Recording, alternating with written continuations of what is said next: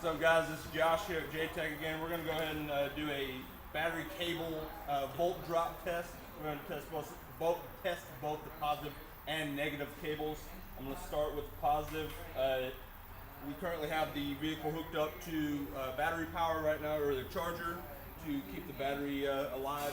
And we've already disconnected the fuel system, so that way Josh on the inside can crank it while I'm doing the volt drop test here.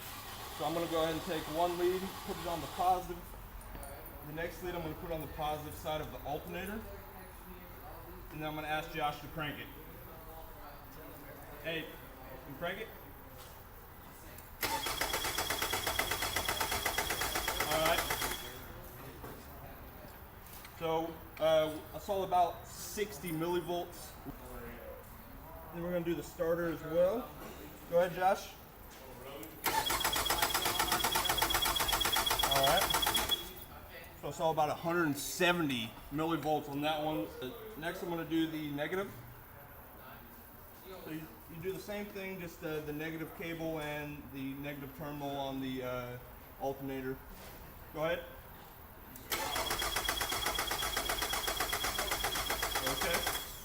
So that one saw about 300 millivolts. So that, and then I'll try the negative on the starter as well. Go ahead.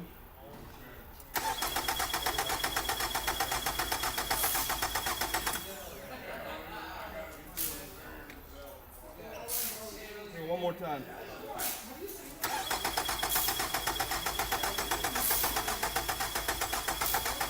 Alright.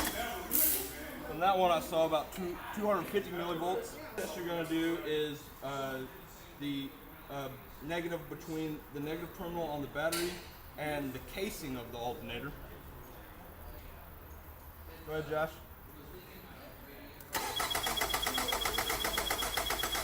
Okay.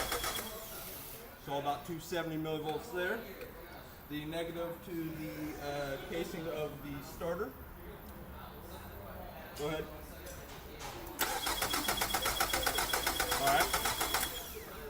So about 320 there. 320 millivolts. The last one you want to do is from the negative to either the engine block or the chassis, something like that. So I'm going to go ahead and go to the engine block over here. Go ahead, Josh. Alright.